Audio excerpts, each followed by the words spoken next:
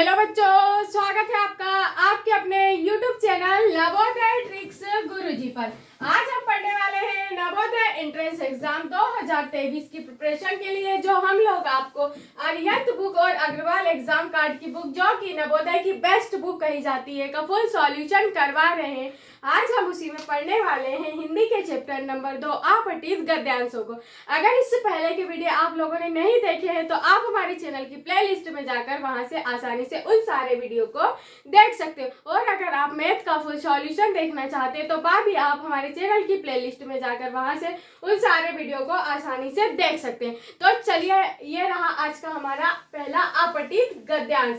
इसमें क्या दिया रहता है, आपको एग्जाम में एक गद्यांश दिया रहता है या अनुच्छेद दिया रहता है, जिसको आपने पहले कभी भी नहीं पढ़ा होता है। इस प्रकार से आपको एक गद्यांश दे दिया रहता है, इसको आपको ध्यानपूर्वक पढ़ना पड़ता है और इसी गद्यांश में से आपको क्वेश्चन आंसर बनाकर दे दिए रहते हैं। और क्या करना होता है, इसी में से क्वेश्चन आंसर ढूंढकर आपको टिक करने होते हैं। तो चलिए, सबसे पहले हम क्या करते हैं, इस गद्यांश को ध्यान से पढ़ लेते हैं और फिर इनके क्वेश्चन आंसर को देखेंगे। तो देखिए, यहाँ पर आपको क्या दिया गया है कि आज 26 जनवरी है, आज भारत का गणतंत्र दिवस है।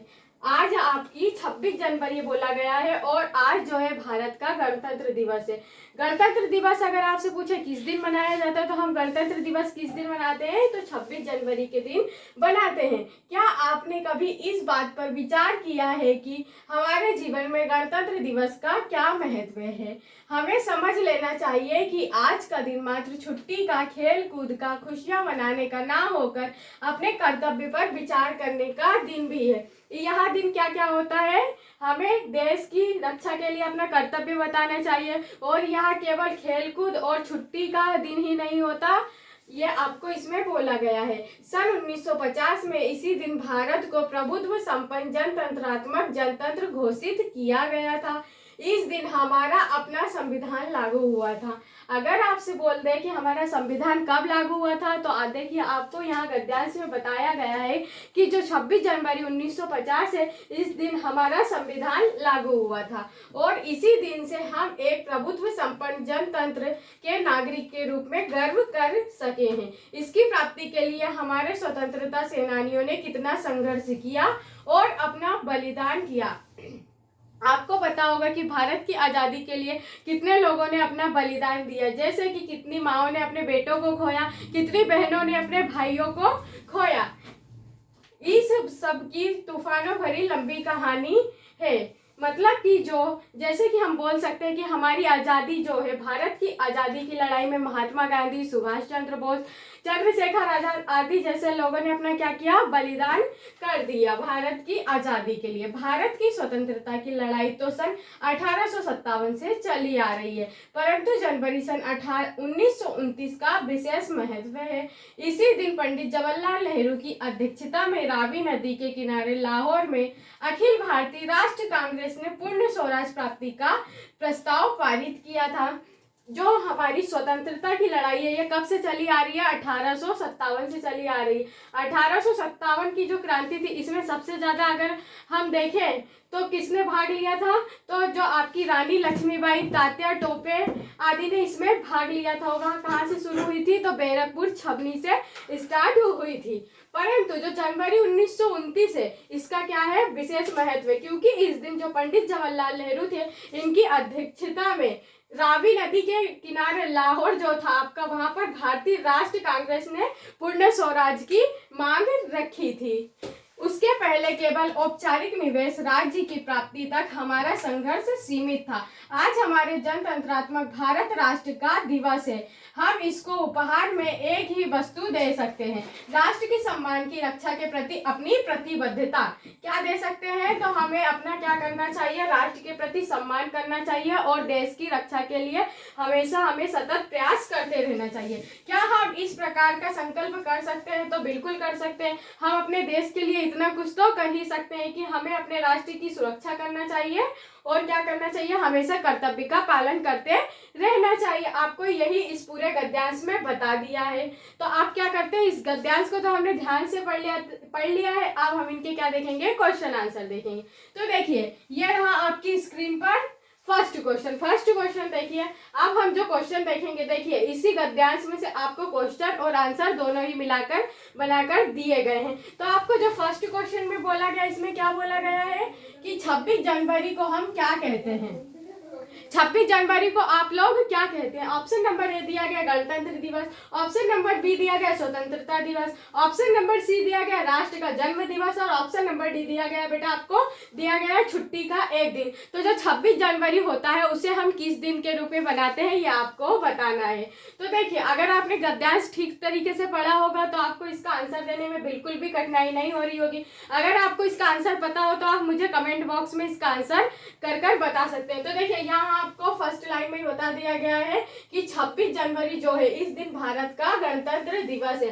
आप अगर इस गद्यांश को ध्यान से पढ़ लेते हैं तो क्वेश्चन आंसर देने में तो बिल्कुल भी कठिनाई नहीं होगी। तो ऑप्शन नंबर जो ए होगा बेटा ये आपका राइट आंसर हो जाएगा कि 26 जनवरी को हम गणतंत्र दिवस के रूप में बनाते हैं, या उसे क्या कहते हैं independence day, sorry Republic day भी कहा जाता है। अगला क्वेश्चन ये रहा आपकी स्क्रीन पर, इसमें क्या बोला गया है कि हमारे गणतंत्र का जन्म किस दिन हुआ था। आपको बताना है कि जो हमारा गणतंत्र दिवस है यह कब से स्टार्ट हुआ या हमारा संविधान जो है कब से लागू हुआ। ऑप्शन नंबर ए दिया गया है 15 अगस्त 1947 से, ऑप्शन नंबर बी दिया गया आपको 26 जनवरी 1950 से, ऑप्शन नंबर सी दिया गया है 30 जनवरी 1948 से, ऑप्शन नंबर डी दिया गया 14 सितंबर 1948 से। आपको ये बताना है कि हमारा जो गणतंत्र का दिवस है का जन्म किस दिन हुआ था। तो देखिए यहाँ पर बताया गया है कि 26 जनवरी सन 1950 को इसी दिन भारत को प्रभुत्व संपन्न हमारा संविधान लागू हुआ था। तो ऑप्शन नंबर जो बी होगा ये आपका राइट आंसर हो जाएगा कि हमारे गणतंत्र का जो जन्म दिवस है वो कब आता है, तो 26 जनवरी सन 1950 को। ठीक है, बढ़ते हैं हमारे अगले क्वेश्चन की ओर। देखिए ये रहा आपकी स्क्रीन पर अगला क्वेश्चन। आपसे इसमें क्या बोला गया है कि भारत की आजादी की लड़ाई कब से प्रारंभ हुई। आपको बोला गया है कि जो भारत की आजादी की लड़ाई है, हमारा जो संविधान है वह कब लागू हुआ था, 26 जनवरी 1950 से लागू हुआ था। पर जो हमारे भारत की आजादी की लड़ाई है ये कब से प्रारंभ हुई आपको ये बताना। ऑप्शन नंबर ए दिया गया सन 1930 में, ऑप्शन नंबर बी दिया गया सन 1947 में, ऑप्शन नंबर सी दिया गया सन 1857 से और ऑप्शन नंबर डी दिया गया सन 1904 से। तो आपको ये बताना है कि भारत की आजादी की लड़ाई कब से प्रारंभ हुई। तो देखिए यहाँ पर लिखा गया है कि भारत की स्वतंत्रता की जो लड़ाई है सन 1857 से चली आ रही थी। अगर ये आप अच्छे से पढ़ लेते हैं तो इसके जो क्वेश्चन आंसर है आपसे फटाफट बनने वाले। तो ऑप्शन नंबर जो सी होगा ये क्या होगा आपका राइट आंसर होगा कि जो भारत की आजादी की लड़ाई है वह सन 1857 से चली आ रही है। चलिए बढ़ते हैं हमारे अगले क्वेश्चन की ओर। ये रहा आपकी स्क्रीन पर अगला क्वेश्चन। इसमें क्या बोला गया है आपसे कि हमारा अपना संविधान कब लागू हुआ। जो हमारा संविधान है आपको ये बताना है कि कब लागू हुआ। तो हमारा संविधान ऑप्शन नंबर ए दिया गया 26 जनवरी 1950 को, ऑप्शन नंबर बी दिया गया 15 अगस्त 1947 को, ऑप्शन नंबर सी दिया गया 2 अक्टूबर 1944 को, ऑप्शन नंबर डी दिया गया 14 नवंबर 1965 को। तो आपको बताना है इसमें कि हमारा जो अपना संविधान है यहाँ कब लागू हुआ था। तो देखिए जस्ट इसी तरह का क्वेश्चन हमसे क्वेश्चन नंबर 2 में भी बोला गया था, यही बताना था हमें। तो ऑप्शन नंबर जो ए हो जाएगा ये आपका राइट आंसर हो जाएगा कि हमारा जो संविधान है वो 26 जनवरी 1950 को पूर्णतः लागू हो गया था। चलिए अब ये रहा अगला क्वेश्चन। इसमें क्या बोला गया है आपसे कि 26 जनवरी के दिन हमें क्या करना चाहिए। 26 जनवरी के दिन हमें क्या करना चाहिए। ऑप्शन नंबर ए दिया गया खूब खुशियां मनाएं, ऑप्शन नंबर बी दिया गया गरीबों को भोजन कराएं, ऑप्शन नंबर सी दिया गया शहीदों को याद करें, ऑप्शन नंबर डी दिया गया राष्ट्र एवं संविधान के प्रति प्रतिबद्धता की प्रतिज्ञा लें। आपको क्या बताना है इसमें कि 26 जनवरी के दिन हमें क्या करना चाहिए यह बताना है। तो देखिए यहाँ पर लिखा गया था कि जो 26 जनवरी है इस दिन हमें क्या करना चाहिए, राष्ट्र के सम्मान की रक्षा के प्रति अपनी प्रतिबद्धता बतानी चाहिए। तो ऑप्शन नंबर जो डी होगा ये आपका राइट आंसर होगा। आपको ये सारे ही क्वेश्चन समझ में आ रहे हो। अगर आप हमारे चैनल पर पहली बार आए हो तो हमारे चैनल को सब्सक्राइब कीजिए और हमारे वीडियो को एक लाइक जरूर कीजिएगा। तो चलिए बढ़ते हमारे ये रहा आपकी स्क्रीन पर अपना अगला अनुच्छेद या गद्यांश। इसे भी हम पहले वाले गद्यांश की तरह ठीक तरह से पढ़ लेते हैं, फिर हम क्या करेंगे इनके क्वेश्चन आंसर देखेंगे। तो देखिए यहाँ पर आपको क्या बोला गया है, सरकार की तरफ से बायोगैस का प्रचार किया जा रहा है। क्योंकि यह गैस बहुत कम लागत में तैयार कर दी जाती है। अगर बायोगैस की बात की जाए तो यह हम काय में उपयोग करते हैं, जैसे कि हमारी एलपीजी कनेक्शन हो गया, उसमें भी हम काय का उपयोग करते हैं, तो बायोगैस का ही उपयोग करते हैं। यह पशुओं के गोबर से तैयार की जाती है, इसीलिए इसको गोबर गैस भी कहा जाता है। बायोगैस के संयंत्र के द्वारा गैस और खाद दो चीजें एक साथ तैयार की जाती है। अगर आपसे बोल दें कि बायोगैस जो होती है इसके संयंत्र के द्वारा गैस और खादें दोनों ही चीज बनाई जाती है। बायोगैस ईंधन का काम देती है, यानी यह खाना पकाने का माध्यम है, साथ ही पर्यावरण को शुद्ध भी बनाती है। जो आपकी बायोगैस होती है पर्यावरण को शुद्ध बनाती है, किसी भी प्रकार का प्रदूषण नहीं फैलाती है। बायोगैस का संयंत्र एक स्थान पर लगाया जाता है जहां पानी के साथ गोबर की सुविधा हो। जैसे कि बायोगैस संयंत्र जो होता है वह कहाँ लगाया जाता है, हम मान लेते हैं कि गांवों में लगाया जाता है, क्योंकि गांवों में जो होता है वो गोबर भी और पानी दोनों ही समान मात्रा में उपलब्ध हो जाता है। गोबर की सुविधा वहीं हो सकती है जहां पशु हो, अतएव इसका संयंत्र प्रायः ग्रामीण क्षेत्रों में लगाए जाते हैं। मनुष्यों के मल से भी यह गैस तैयार की जाती है, अतः इस संयंत्र को शौचालय के निकट भी लगा दिया जाता है। कहने का तात्पर्य है कि बायोगैस सस्ता ईंधन देती है। जो बायोगैस होती है यह सस्ता ईंधन होता है, इसमें ज्यादा खर्चा या ज्यादा पैसा नहीं लगता है, तथा गोबर एवं मल की सफाई की समस्या हल करती है, परंतु वह फिर भी लोकप्रिय नहीं हो रही है। इसके मुख्यतः 3 कारण है। क्या कारण है, तो आपको पता होना चाहिए कि भारतवासी परंपरा प्रिय है, वे किसी भी नई चीज को अपनाते हुए संकोच करते हैं। मतलब जैसे कि गांवों में चूल्हा जलाया जाता है तो लोग क्या करते हैं, अधिकतर चूल्हे ही जलाते हैं, गैस का प्रयोग नहीं करते। यही आपको बताया गया है कि भारतवासी परंपरा प्रिय है, वे किसी भी नई चीज को अपनाते हुए क्या करते हैं, संकोच करते हैं। दूसरा बताया गया है कि सरकारी कर्मचारी की जो रुचि है अपनी नौकरी को सुरक्षित रखने तक ही सीमित रहती है, तथा व्यापारिक वर्ग इसके विरुद्ध वातावरण बनाता रहता है। कारण यह है कि गैस व खाद द्वारा उन्हें लगभग 1300 करोड़ रुपए प्रतिवर्ष आय होती है। गोबर गैस जो होती है अपनी, यहाँ बोल सकते हैं कि बायोगैस से टोटल हमारे पास कितनी अपने को आमदनी होती है, तो कितनी होती है, 1300 करोड़ रुपए की प्रतिवर्ष आय होती है। बायोगैस का व्यापक प्रयोग इस आमदनी को बंद कर देगा। अगर हम बायोगैस का उपयोग करना बंद कर देंगे तो हमें कितनी हानि हो सकती है, प्रतिवर्ष 1300 करोड़ रुपए की हानि हो सकती है। इसीलिए आपको ज्यादा से ज्यादा बेहतर सक्सेस करने के लिए सरकार क्या प्रयास करती है कि आप बायोगैस या एलपीजी कनेक्शन का उपयोग करें, जिससे कि क्या होगी, यह ईंधन एक तो सस्ता होता है और इससे हमारे वातावरण या पर्यावरण में बिल्कुल भी प्रदूषण नहीं फैलेगा। तो चलिए अब इस गद्यांश को हमने देख लिया, देखिए पढ़ लिया। अब क्या करने वाले हैं, हम इनके क्वेश्चन आंसर को देखने वाले। तो देखिए ये रहा आपकी स्क्रीन पर इसका फर्स्ट क्वेश्चन। इसमें आपसे क्या बोला गया है कि बायोगैस किस प्रकार बनाई जाती है। आपसे पूछा गया है कि बायोगैस किस प्रकार बनाई जाती है। ऑप्शन नंबर ए दिया गया आपको पशुओं के गोबर से, ऑप्शन नंबर बी दिया गया मनुष्य के मल से, और ऑप्शन नंबर सी दिया गया है ए और बी दोनों से, मतलब ए और बी दोनों से। आपको इसमें ये बताना है कि बायोगैस किस प्रकार बनाई जाती है। तो ऑप्शन नंबर सी होगा, यह आपका राइट आंसर होगा कि जो बायोगैस बनाई जाती है ये पशुओं के गोबर और मनुष्यों के मल से बनाई जाती है। मतलब ऑप्शन नंबर ए और ऑप्शन नंबर बी दोनों ही आपका राइट आंसर होगा। तो इसीलिए ऑप्शन नंबर सी क्या होगा, आपका राइट आंसर होगा। इसमें आपको 2 ही ऑप्शन दिए गए कि ए और बी दोनों ही सही होंगे। चलिए ये रहा हमारा अगला क्वेश्चन। इसमें आपसे क्या बोला गया है कि बायोगैस संयंत्र को चाहिए। बायोगैस जो होती है, बायोगैस बनाने के लिए हमें किस किस की जरूरत पड़ती है, ये आपसे पूछा गया है।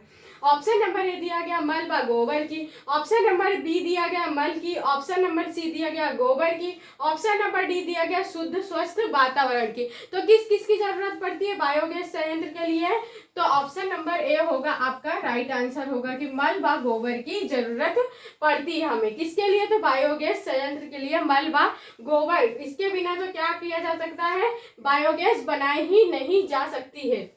यहाँ पर देखिए आपको बताया गया है कि बायोगैस संयंत्र जो होता है इसमें गैस और खाद दोनों चीजों की आवश्यकता है, पशुओं के गोबर से तैयार की जाती है।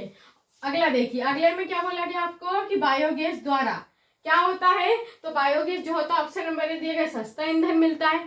क्या है, ऑप्शन नंबर बी सस्ती खाद मिलती है। ऑप्शन नंबर सी दिया गया कुछ भी नहीं मिलता, और ऑप्शन नंबर डी दिया गया ए व बी दोनों मिलते हैं। तो क्या होना चाहिए कि बायोगैस संयंत्र, इससे आपको सस्ता ईंधन भी मिल जाता है और सस्ती खाद भी मिल जाती है। देखिए ये लिखा है आपको कि इससे क्या क्या मिलता है, आपको ईंधन या गैस मिल जाती है और सस्ती खाद। ये दोनों ही चीजें कैसे बनाई जाती है, बायोगैस के द्वारा बनाई जाती है। तो ए और बी आपका दोनों सही हो जाएगा, मतलब ऑप्शन नंबर डी में दिया गया है आपको कि ए व बी दोनों ही मिलते हैं। तो ऑप्शन नंबर डी होगा बेटा आपका क्या हो जाएगा, राइट आंसर हो जाएगा। तो देखिए बढ़ते हमारे अगले क्वेश्चन की ओर। ये रहा आपकी स्क्रीन पर अगला क्वेश्चन। इसमें क्या बोला गया आपको कि बायोगैस के लोकप्रिय हो जाने पर व्यापारिक वर्ग को कितने धन की हानि की आकांक्षा है। आपको बोला है कि जो बायोगैस है इसके लोकप्रिय हो जाने पर व्यापारिक वर्ग को कितने धन की हानि की आशंका है। तो ऑप्शन नंबर ए दिया गया है 900 करोड़ रुपए की, ऑप्शन नंबर बी दिया गया है 400 करोड़ रुपए की, ऑप्शन नंबर सी दिया गया कुछ भी नहीं, और ऑप्शन नंबर डी दिया गया आपको 1300 करोड़ रुपए की। तो देखिए यहाँ पर वही मैंने बोली हूँ कि अगर आप अनुच्छेद या जो गद्यांश दिया रहता है इसे आप ध्यानपूर्वक पढ़ते हैं तो आपको इनके जो क्वेश्चन आंसर देने में बिल्कुल भी कठिनाई नहीं होती, और आपको इसमें क्या मिलते हैं, पूरे पूरे मार्क्स मिल जाते हैं और आपके मार्क्स बढ़ जाते हैं। इसीलिए आपको यह अच्छे से करते आना चाहिए। वही देखिए यहाँ पर लिखा गया है, यहाँ पर बताया गया है कि गैस व खाद द्वारा इन्हें लगभग 1300 करोड़ रुपए प्रतिवर्ष आय देती है। अगर वहाँ कोई भी बायोगैस या ईंधन का प्रयोग नहीं करेगा तो हमें कितने करोड़ की हानि हो जाएगी, तो 1300 करोड़ रुपए की प्रतिवर्ष जो आय होती है वही हमारी क्या हो जाएगी, हानि हो जाएगी। तो ऑप्शन नंबर डी होगा ये आपका राइट आंसर हो जाएगा।